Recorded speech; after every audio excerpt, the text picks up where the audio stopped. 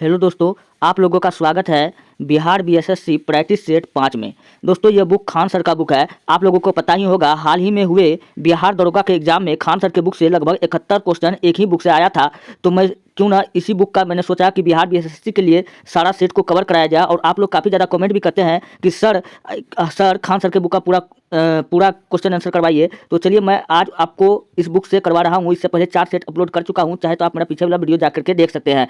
चलिए question number 1 है, मोहनजोदड़ो का शाब्दिक अर्थ होता है। तो मोहनजोदड़ो का अर्थ पूछ रहा है, तो मोहनजोदड़ो का क्या अर्थ होता है? तो मोहनजोदड़ो का अर्थ होता है मृतकों का टीला। क्या होता है? मृतकों का टीला। इसका ऑप्शन सी बिल्कुल राइट होगा। चलिए मोहनजोदड़ो से हम कुछ क्वेश्चन उठाते हैं। देखिए भैया, मोहनजोदड़ो का खोज पूछेगा किसने किया था। तो हड़प्पा, सबसे पहले जानिए कि हड़प्पा सभ्यता का खोज किसने किया था? पंडित दयाराम साहनी। और मोहनजोदड़ो का खोज किसने किया था? राखल दास बनर्जी। कब किया था? 1922 ईस्वी में। 1922 ईस्वी में। चलिए मोहनजोदड़ो से एक बात याद रखिए, एक लड़का था जिसका नाम था, क्या नाम था? मोहना। क्या नाम था? मोहना नाम था। और ये क्या करता था? मोहना नाम लड़का था और ये ब्राह्मण था, यानी कि ब्राह्मण था। और रोज सुबह 5 बजे नहाता था। क्या करता था? 5 बजे नहाता था और भर पेट खाना खाता था। नहाता था से याद रखिएगा स्नानागार, खाना खाता था ये भर पेट से याद रखिएगा अन्नानागार। और क्या करता था? नया नया कपड़ा भी पहनता था। पूछेगा सूती वस्त्र। तो नया कपड़ा कौन पहनता था? सूती वस्त्र का। तो आप याद रखिएगा, पूछेगा कि बड़ा अन्नानागार या स्नानागार या सूती वस्त्र। पूछेगा कहाँ से हमको प्राप्त हुआ है। तो ये सब का साक्ष्य हमको कहाँ से प्राप्त हुआ था? मोहनजोदड़ो से प्राप्त हुआ था। कहाँ से हुआ था? मोहनजोदड़ो से प्राप्त हुआ था। अच्छा, लेकिन ये मोहना का एक लक्षण खराब था। क्या करता था? वो डांस का शौकीन था, तो वो डांस देखने के लिए जाता था। तो पूछेगा कि कांसे की नर्तकी कहाँ से प्राप्त हुआ था? तो मोहनजोदड़ो से प्राप्त हुआ था। चलिए फिलहाल इस क्वेश्चन से इतना ही मैं आपको बताता हूँ। नेक्स्ट क्वेश्चन आपके सामने में है, श्वेतांबर और दिगंबर किस धर्म के हैं? भैया श्वेतांबर और दिगंबर का जो संबंध है वो किससे है?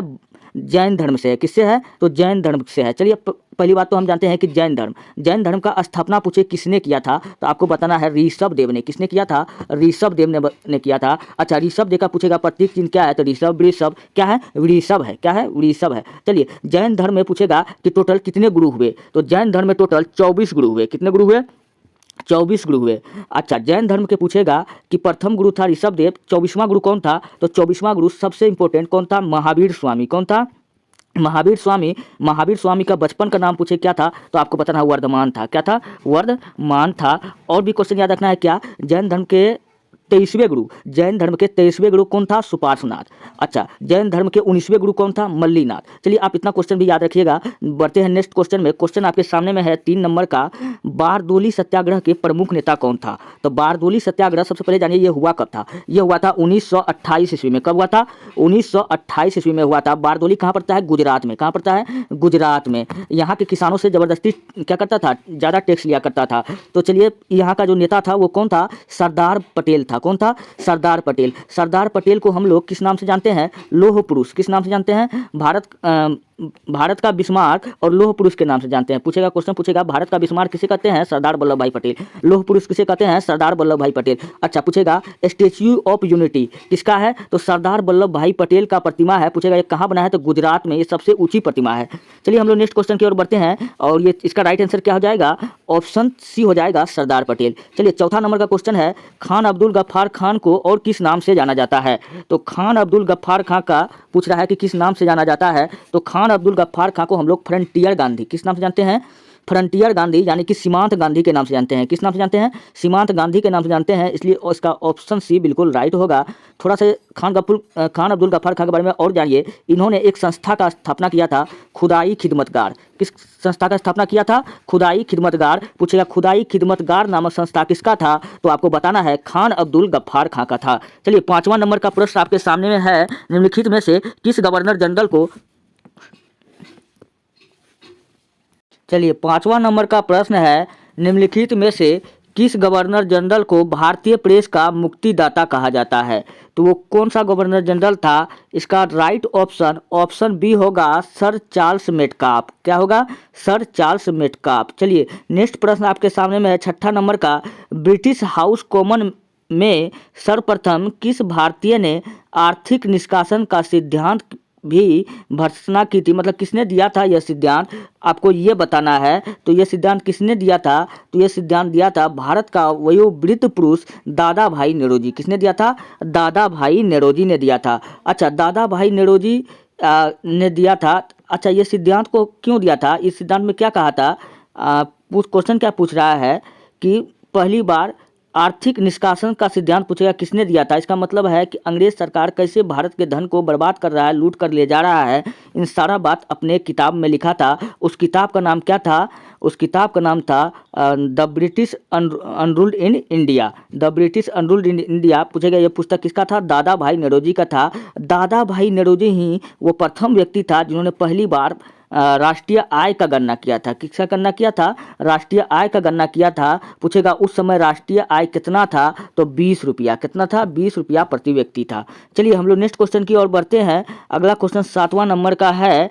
7वां नंबर का क्वेश्चन है, प्रसिद्ध गाना सारे जहां से अच्छा रचा गया है। पूछ रहा है कि यह गाना इसको किसने लिखा है, इसको किसने लिखा है, इसको लिखा है मोहम्मद इकबाल ने। किसने लिखा है, मोहम्मद इकबाल ने लिखा है। इसका ऑप्शन बी बिल्कुल राइट होगा, मोहम्मद इकबाल। अच्छा, मोहम्मद इकबाल को हम लोग लाहौर ए इकबाल के नाम से जानते हैं। किस नाम से जानते हैं, लाहौर ए इकबाल के नाम से जानते हैं। इसका ऑप्शन बी बिल्कुल राइट होगा। चलिए 8वां नंबर का प्रश्न आपके सामने में है, चीन ने भारत के एलपीजी सुधारों के सामने अपने संरचनात्मक सुधार कब से शुरू किए थे। तो जो चीन था वो कब शुरू किया था, वो 1976 ईस्वी में शुरू किया था। इसका ऑप्शन डी बिल्कुल राइट होगा, आप ये बात याद रखिएगा। चलिए 9वां नंबर का प्रश्न आपके सामने में है, 1854 से 56 में क्रीमियम युद्ध किनके बीच लड़ा गया था। तो 1854 से 56 के बीच में जो क्रीमियम युद्ध था वो किसके बीच में लड़ा गया था, वो रूस और तुर्की के बीच में लड़ा गया था। किसके बीच में लड़ा गया था,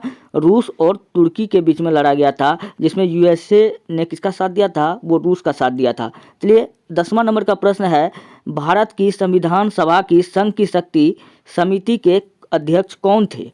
तो यहाँ पर वो क्वेश्चन नहीं पूछ रहा है संविधान सभा के अस्थायी अध्यक्ष। जब ऐसा पूछता कि संविधान सभा के अस्थायी अध्यक्ष कौन था और अस्थायी अध्यक्ष कौन था, तब अस्थायी अध्यक्ष था डॉक्टर सच्चिदानंद सिन्हा, अस्थायी अध्यक्ष था डॉक्टर राजेंद्र प्रसाद। यहाँ क्वेश्चन थोड़ा घुमा के पूछ रहा है कि भारत के संविधान सभा की संघ शक्ति समिति के अध्यक्ष कौन था। तो उस समय जो था कौन था, उस समय था जवाहरलाल नेहरू। कौन था, जवाहरलाल नेहरू। ये बात दिमाग में बिठा लीजिएगा, राजेंद्र प्रसाद नहीं लगाना है, कई बच्चा यहाँ पे क्वेश्चन में गलती करता है। चलिए 11वां नंबर का प्रश्न है, भारतीय संविधान की प्रस्तावना में समाजवादी शब्द को जोड़ा गया था। तो समाजवादी शब्द को जोड़ा गया था कौन से संविधान संशोधन के द्वारा जोड़ा गया था। तो इसका राइट आंसर ऑप्शन बी हो जाएगा, 42वां संविधान संशोधन के द्वारा प्रस्तावना में समाजवादी शब्द को जोड़ा गया था। चलिए प्रस्तावना को हम लोग कहते हैं लघु संविधान। क्या कहते हैं, लघु संविधान कहते हैं। अच्छा, और पूछेगा कि संघीय शासन प्रणाली पूछेगा किस देश से लिया गया है, तो ये कनाडा के संविधान से लिया गया है। ठीक उसी प्रकार पूछे डीपीएसपी जिसको हम लोग कहते हैं नीति निर्देशक तत्व, तो पूछेगा ये किस देश के संविधान से लिया गया है, तो यह आयरलैंड के संविधान से लिया गया है। कई बार मैं आपको बताया हुआ भी क्वेश्चन बताता हूँ ताकि आपको याद रहे। चलिए जैसे मुझको याद है आप वैसे भी याद रखिए। चलिए 12वां नंबर का प्रश्न है, संसदात्मक शासन प्रणाली का प्रावधान भारतीय संविधान में किस देश से लिया गया है। तो यहाँ पे पूछ रहा है कि जो संसदात्मक शासन प्रणाली का प्रावधान भारत में जो चल रहा है वो किस देश से लिया गया है। तो वो कहाँ से लिया गया था, ब्रिटेन से लिया गया था। जबकि आयरलैंड से अभी मैंने बताया कि वो क्या लिया गया था, नीति निर्देशक तत्व लिया गया था। अमेरिका से पूछे क्या लिया गया है, तो फंडामेंटल राइट यानी मूल अधिकार लिया गया है। कनाडा से भी मैंने बताया, कनाडा से अभी जस्ट मैंने बताया। चलिए अब बार बार रिपीट नहीं करेंगे। 13 नंबर का प्रश्न है, 1946 में भारतीय संविधान सभा के अंतरिम सभापति कौन थे। तो 1946 में जब भारत का संविधान बना था, भारत का अगर प्रथम संविधान पूछे तो आपको बताना है नेहरू रिपोर्ट। कौन था, नेहरू रिपोर्ट, जो 1929 में बना था। अच्छा, अगर पूछेगा भारत का संविधान कितने देशों से मिलकर बना है, तो ये टोटल 60 देश से बना है। कितने देश से मिलकर बना है, कितने देशों के संविधान से मिलकर बना है, 60 देशों के संविधान का मिश्रण है। अच्छा, भारत का संविधान जो है एक व्यक्ति नहीं, दो व्यक्ति नहीं, संविधान सभा द्वारा बनना चाहिए। यह प्रस्ताव किसने रखा था? वो रखा था M.N. रॉय। 1934 ईस्वी में मानवेंद्र राय, किसने? M.N. राय यानी कि मानवेंद्र राय ने रखा था कि भारत का संविधान सभा द्वारा बनना चाहिए। तब 1946 के भारतीय संविधान सभा के अंतरिम सभापति उस समय कौन बना था? वो बना था संविधान सभा के जो सबसे बुजुर्ग व्यक्ति था, उसको संविधान सभा का अस्थायी सदस्य बनाया गया। किसको? डॉक्टर सच्चिदानंद सिन्हा को। जबकि संविधान सभा के अस्थायी अध्यक्ष किसको बनाया गया था? राजेंद्र प्रसाद को। अगर क्वेश्चन पूछे कि अस्थायी सदस्य किसको बनाया गया था, तो सबसे बुजुर्ग व्यक्ति सच्चिदानंद सिन्हा को। पूछेगा अस्थायी अध्यक्ष किसको बनाया गया था? डॉक्टर राजेंद्र प्रसाद को। और डॉक्टर राजेंद्र प्रसाद को हम लोग आजाद शत्रु के नाम से जानते हैं। किस नाम से जानते हैं? आजाद शत्रु के नाम से जानते हैं। चलिए बढ़ते हैं नेक्स्ट प्रश्न की ओर। अगला प्रश्न आपके सामने में है 14 नंबर का। मौलिक अधिकारों के प्रवर्धन के लिए याचिका रिट जारी की जा सकती है। मौलिक अधिकार का जो रक्षा है वो कौन करता है? क्वेश्चन आपसे ये पूछ रहा है। जिला के न्यायालयों द्वारा, राष्ट्रपति द्वारा, ऑप्शन सी सर्वोच्च न्यायालय द्वारा। इसका राइट आंसर हो जाएगा ऑप्शन डी हो जाएगा, सर्वोच्च न्यायालय और उच्च न्यायालय द्वारा। राइट ऑप्शन डी हो जाएगा। चलिए 15 नंबर का प्रश्न है, निम्न में से कौन सा सही है? ऑप्शन एक है जाकिर हुसैन भारत के पहले मुस्लिम राष्ट्रपति थे। हाँ भैया, ये तो बात बिल्कुल सही है। भारत का अगर प्रथम राष्ट्रपति पूछेगा कौन था, तो भारत का प्रथम राष्ट्रपति था डॉक्टर राजेंद्र प्रसाद। मैं आपको एक ट्रिक देता हूँ जिससे आपका सारा राष्ट्रपति का नाम याद हो जाएगा। ट्रिक था राजू की राधा। ठीक है, राजू की राधा जाकर गिरी फखरुद्दीन रेड्डी के जेल में, तब जाकर के रमाशंकर नारायण के कलम से प्रतिभा निकली। प्रणव के साथ प्रणव के बाद जो आया, अब नाम याद रख लीजिएगा। पहला डॉक्टर राजेंद्र प्रसाद, राधा से डॉक्टर सर्वपल्ली राधाकृष्णन, जाकर से डॉक्टर जाकिर हुसैन, जो भारत के पहले मुस्लिम राष्ट्रपति थे। कौन थे? भारत के पहले मुस्लिम राष्ट्रपति थे। कौन थे? डॉक्टर जाकिर हुसैन। तो इसका ऑप्शन ए, ये बात सही कथन है। और दूसरा क्या है? मोहम्मद हिदायतुल्लाह भारत के पहले मुस्लिम राष्ट्रपति थे। नहीं, ये कथन गलत है। और फखरुद्दीन अली अहमद भारत के पहले मुस्लिम राष्ट्रपति थे। नहीं, फखरुद्दीन अली अहमद जो था, ये तो इंदिरा गांधी के समय में थी जिन्होंने आपातकाल लगाया था। आपातकाल के समय यही था राष्ट्रपति। 1975 में पूछेगा इंदिरा गांधी ने आपातकाल लगाया था, उस समय राष्ट्रपति कौन था? तो उस समय फखरुद्दीन अली अहमद था। कई बार ये क्वेश्चन भी पूछा गया है। चलिए डी नंबर ऑप्शन में है एपीजे अब्दुल कलाम भारत के पहले मुस्लिम राष्ट्रपति थे। नहीं, ये क्वेश्चन ये गलत बात है। क्वेश्चन क्या कर रहा है? निम्न में से कौन सा सही है? तो सही एक गो है इसमें, ये तीनों गलत है। क्या है? ये तीनों गलत है। सही ऑप्शन एक है, जाकिर हुसैन भारत के पहले मुस्लिम राष्ट्रपति थे जिनका मृत्यु, याद रखिएगा, कार्यकाल में ही हो गया था। क्या हो गया था? कार्यकाल में ही हो गया था। चलिए 16 नंबर का प्रश्न है, राज्यसभा के सदस्य का कार्यकाल होता है। तो राज्यसभा का जो सदस्य का जो कार्यकाल होता है वो 6 वर्ष का होता है। कितना वर्ष का होता है? 6 वर्ष का होता है। पूछेगा कि राज्यसभा में टोटल कितना सीट होता है? तो 245 सीट होता है। कितना सीट होता है? 245 सीट होता है। आप ये बात गांठ बांध लीजिए। चलिए बढ़ते हैं नेक्स्ट प्रश्न की ओर। 17 नंबर का प्रश्न आपके सामने में है, बलवंत मेहता समिति ने किस प्रकार के पंचायती राज की संरचना की सिफारिश प्रदान की थी? जो बलवंत मेहता कमेटी था, इन्होंने त्रिस्तरीय ढांचे को तैयार किया था। पूछेगा बलवंत राय मेहता समिति का संबंध किससे है? आपको बताना है स्थानीय स्वशासन यानी पंचायती राज व्यवस्था से है। इसका राइट आंसर 42वां संविधान संशोधन हुआ था, उसमें अपना इन्होंने राय दिया था। ऑप्शन बी इसका राइट होगा। चलिए बलवंत राय मेहता के बारे में थोड़ा सा और क्वेश्चन को अगर हम जाने, इन्होंने सर्वप्रथम पूछेगा कि पंचायती राज व्यवस्था भारत के किस राज्य में लगाया गया था? तो ये राजस्थान के नागौर जिला में लगाया गया था। किसके सिफारिश पर? बलवंत राय मेहता के सिफारिश पर। उसमें पूछेगा प्रधानमंत्री कौन था? तो जवाहरलाल नेहरू था। चलिए 18 नंबर का प्रश्न आपके सामने में है, निम्नलिखित में से कौन सा कथन राजनीति के निर्देशक सिद्धांत के विषय में सही नहीं है? यानी कि गलत हमको खोजना है। इसमें 3 गो सही है, तो सही क्या है? चलिए देखते हैं कि ये सिद्धांत राज के लिए बाध्यकारी नहीं है। ये क्या है? गलत है। ये क्या है? ये सिद्धांत राज के लिए बाध्यकारी नहीं है, ये भी गलत है। क्वेश्चन क्या कर रहा है? निम्नलिखित में से कौन सा कथन राजनीति के निर्देशक सिद्धांत के विषय में नहीं है? तो गांधीवादी नीति निर्देशक तत्व आयरलैंड के संविधान से लिया गया है, ये भी बात सही है। ये भी बात सही है। और जो इसका राइट आंसर होगा ऑप्शन ए होगा, कोई राजनीति के निर्देशक सिद्धांत को लागू नहीं करता तो उसके विरुद्ध न्यायालय में मामला दायर किया जा सकता है। इसका राइट आंसर क्या हो जाएगा? ऑप्शन ए हो जाएगा। चलिए बढ़ते हैं नेक्स्ट प्रश्न की ओर। अगला क्वेश्चन 19 नंबर का है, निम्न में से कौन सी भाषा सरकार के द्वारा शास्त्रीय भाषा घोषित की गई थी? तो वो भाषा कौन सा था जिसको शास्त्रीय भाषा घोषित किया गया था?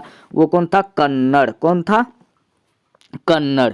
चलिए 20 नंबर का प्रश्न आपके सामने में है, चंद्रमा की घूर्णन अवधि है, जो चंद्रमा की जो घूर्णन अवधि है वो कितना दिन का है? 28 दिन का है। कितना दिन का है? 28 दिन का है। इसका ऑप्शन भी बिल्कुल राइट होगा। अगर पूछेगा चंद्रमा पर कौन सा धातु पाया जाता है सर्वाधिक मात्रा में, तो आपको बताना टाइटेनियम। क्या पाया जाता है? टाइटेनियम पाया जाता है। अच्छा, चांद का अध्ययन पूछेगा क्या कहलाता है? तो एस्ट्रोनोलॉजी कहलाता है। क्या कहलाता है? एस्ट्रोनोलॉजी कहलाता है। पूछेगा चांद पर जाने वाला प्रथम व्यक्ति कौन था? तो आपको बताना है, क्या बताना है? Neil Armstrong. 1969 में जब अमेरिका ने लूनर प्रोजेक्ट चलाया था, चंद्रयान मिशन चलाया था, जिसके तहत 3 आदमी गया था, एडमंड एल्ड्रिन, माइक केलिस और नील आर्मस्ट्रांग। इन्होंने पूछेगा चांद पर सर्वप्रथम इन्होंने कहाँ गया था? तो शांति के सागर पर अपने पहला दायां कदम डाला था। कौन सा कदम डाला था? दायां पैर डाला था। वही पूछे कि बायां पैर किसने डाला था? तो दोस्तों बायां पैर तो यही ना डालेगा, जो दायां डालेगा वही नहीं डालेगा। ये क्वेश्चन वैसे पूछ दिया आपको कॉमेडी लगाने के लिए। तो बायां पैर किसने डाला था? यही डाला था। चलिए 21 नंबर का प्रश्न आपके सामने में है, पेशावर एवं काबुल किसके माध्यम से एक दूसरे से जुड़े हैं? तो पेशावर और काबुल जो है, इसका जो माध्यम से जो जुड़ा हुआ है वो है एक दर्रा है। उस दर्रे को हम लोग कहते हैं खैबर दर्रा। क्या कहते हैं? खैबर दर्रा। अच्छा, इसी खैबर दर्रा होते हुए सिकंदर जो था वो भारत आया था। तो चलिए और पेशावर और काबुल के बारे में थोड़ा सा हम लोग जान लेते हैं। दर्रा, दोस्तों आपने दर्रा के बारे में सुना होगा। ये दर्रा क्या है? दर्रा जर्रा जर्रा दर्रा बोले ये बात एक ही होता है। इसका मतलब अगर आसान भाषा में अगर मैं आपको समझाऊं तो पहाड़ों को चीर फाड़ कर काट कर जो रास्ता जो बनाया जाता है उसे हम लोग दर्रा के नाम से जानते हैं। चलिए एक क्वेश्चन मैं आपको बताता हूं, आप लोग कमेंट में फटाफट आप लोग जवाब दीजिए कि भारत का माउंटेन मैन किसे कहा जाता है? भारत का माउंटेन मैन किसे कहा जाता है? अगर नहीं है पता तो आप कमेंट में नो कहिए, मैं आपको बता दूंगा। चलिए बढ़ते हैं नेक्स्ट प्रश्न आपके सामने में है, हिमखंडों के पिघलने का मुख्य कारण क्या है? हिमखंडों का जो पिघलने का जो कारण है वो क्या है? इसका मेन कारण है भूमंडलीय ताप वृद्धि। क्या है? भूमंडलीय ताप वृद्धि। इसका ऑप्शन सी बिल्कुल राइट होगा। चलिए 23 नंबर का प्रश्न आपके सामने में है, विश्व की सबसे गहरी झील कौन सी है? विश्व की सबसे गहरी झील पूछे तो आपको बताना है बैकाल झील। कौन सा झील बताना है? बैकाल झील। ये जो है अफ्रीका की सबसे बड़ी झील है। कहाँ की? अफ्रीका की सबसे बड़ी झील है। आप ये भी बात याद रखिएगा। चलिए और पूछेगा कि मीठे पानी का झील कौन है? वुलर झील है। चलिए बढ़ते नेक्स्ट प्रश्न की ओर। 24 नंबर का प्रश्न आपके सामने में है कि दक्षिण अमेरिका की सबसे लंबी नदी कौन सी है? तो दक्षिण अमेरिका की सबसे जो लंबी नदी है वो है अमेजन नदी। कौन नदी है? अमेजन नदी है। इसका राइट ऑप्शन बी हो जाएगा। चलिए इंगलू क्या है? इंगलू कालाहारी खानाबदोश द्वारा शिकार किया जाने वाला एक प्रकार का पशु है। गलत बात। ऑप्शन बी कहता है ऑस्ट्रेलिया के मूल निवासियों द्वारा पालतू बनाया गया एक प्रकार का पशु है। ये भी ऑप्शन गलत है। ऑप्शन सी कहता है कि गुंबद के आकार का एक घर या झोपड़ी जो कठोर बर्फ के सिल्ली से बनाया जाता है जिसमें एस्किमो रहते हैं। हाँ, ये कुछ सही दिख रहा है। ऑप्शन सी बिल्कुल इसका राइट होगा। और ए बी क्या है? गलत है। डी भी क्या है? गलत है। ऑप्शन सी इसका राइट होगा। ऑप्शन सी इसका सही होगा। चलिए हम लोग बढ़ते हैं 26 नंबर का प्रश्न की ओर। क्वेश्चन आपके सामने में है, कर्क रेखा किस राज्य से होकर नहीं गुजरती है? सबसे पहले जानिए कि कर्क रेखा होता कितना है? कितना है? कर्क रेखा होता कितना है? कर्क रेखा, भूमध्य रेखा और कर्क रेखा, भूमध्य रेखा और मकर रेखा। पूछेगा कि ये रेखा की संख्या कितना होता है? तो आप एक छोटा सा ट्रिक रखिएगा याद, 16 13 10 बस खलास। तो 16 13 10, 16 13 10, इसी को हम बोलते हैं 16 13 10 बस। तो कर्क रेखा, भूमध्य रेखा और इसका संख्या हो गया। चलिए कर्क रेखा पूछेगा किस राज्य से होकर नहीं गुजरती है? तो जो कर्क रेखा जो है किस राज्य से होकर नहीं गुजरती है, इसका एक ट्रिक होता है। ट्रिक है कि मित्र पर गमछा झाड़। क्या होता है? मित्र पर गमछा झाड़। मित्र पर गमछा झाड़। चलिए तो यहाँ से देखते हैं कौन कौन सा पकड़ा गया है। मी से मिजोरम, त्रिपुरा, मिजोरम, त्रिपुरा, गुजरात, गमछा, छा से छत्तीसगढ़, छत्तीसगढ़ भी है, त्रिपुरा भी है, झाड़, मित्र पर गमछा झाड़ से झारखंड, व से बंगाल।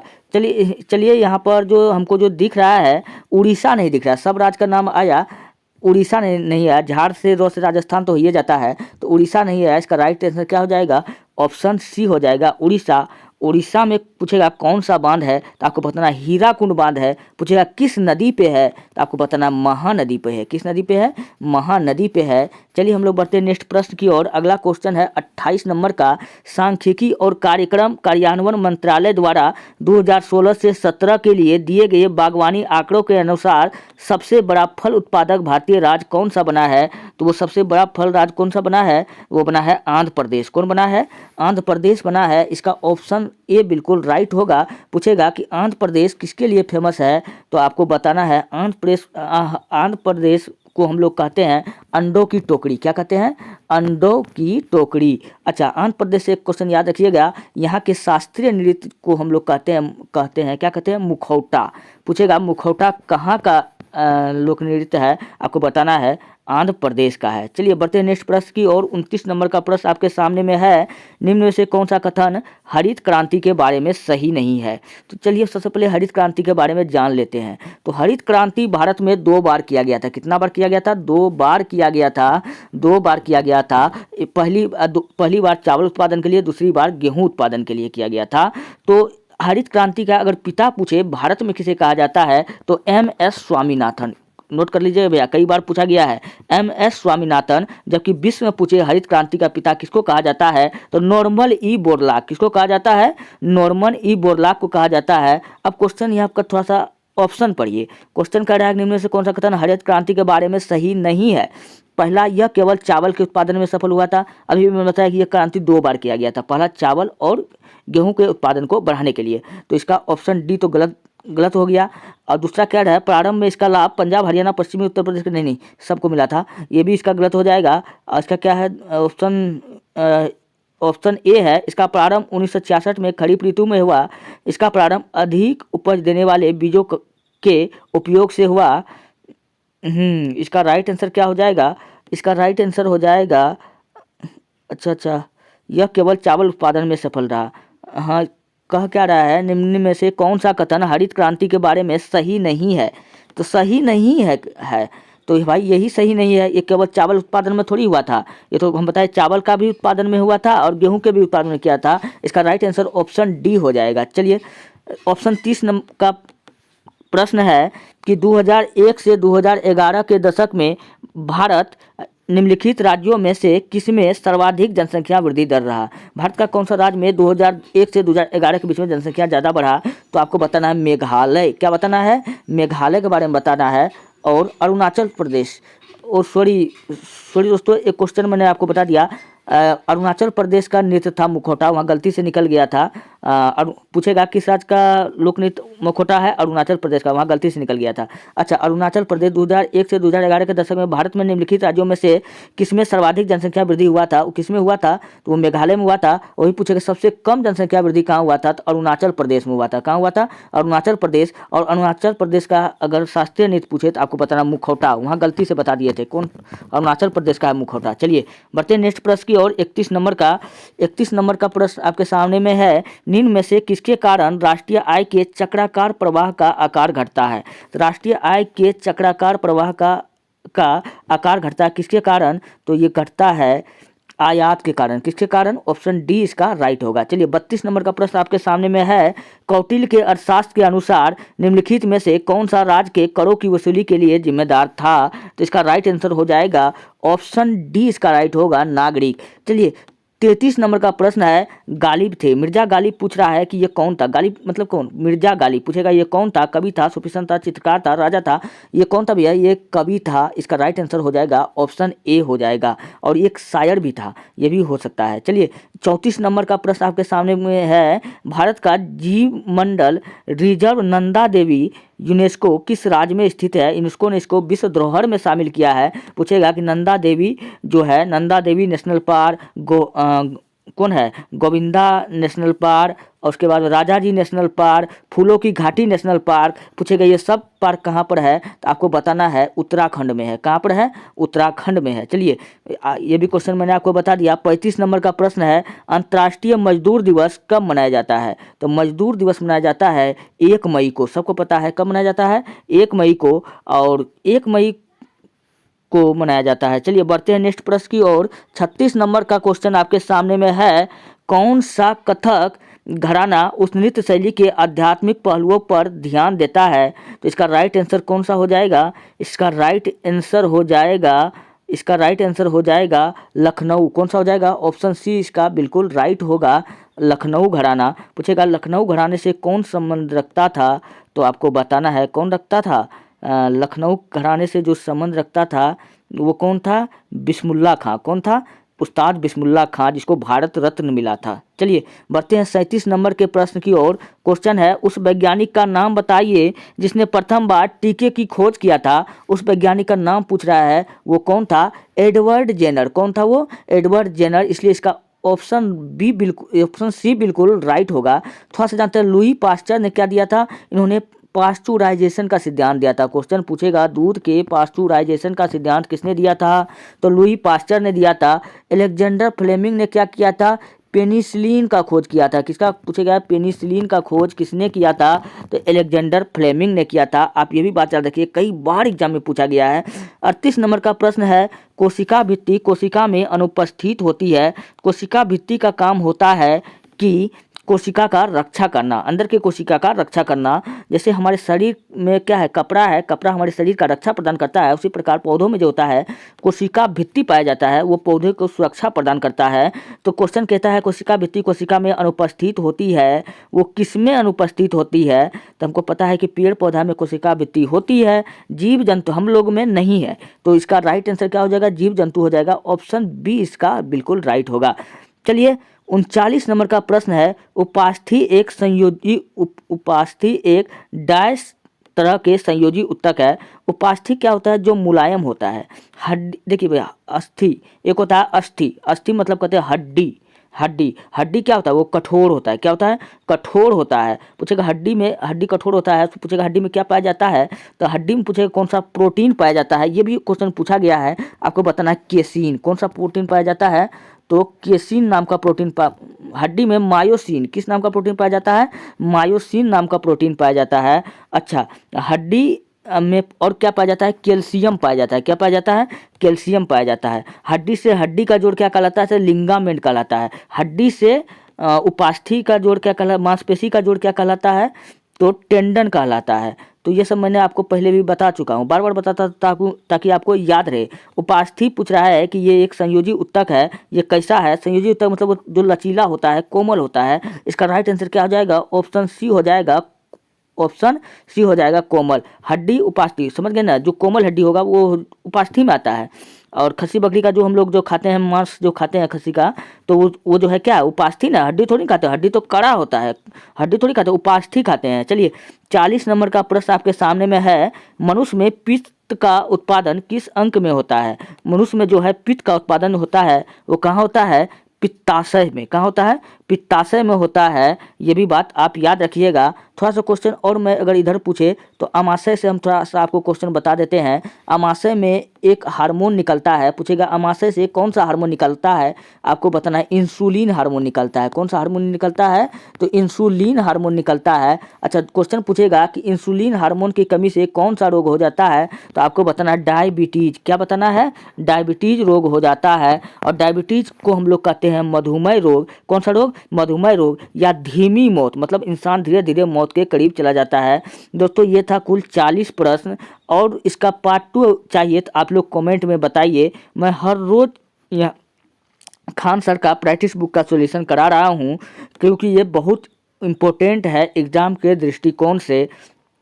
फिलहाल अगर आपको मेरा वीडियो अच्छा लगता है तो तब आप हमारे चैनल को सब्सक्राइब कीजिए और वीडियो को लाइक कीजिए, और जितना हो सके अपने दोस्तों में भेजिए, ताकि मैं और अच्छा से अच्छा वीडियो आप लोगों के लिए बनाता रहूं। मिलते हैं नेक्स्ट वीडियो में। धन्यवाद।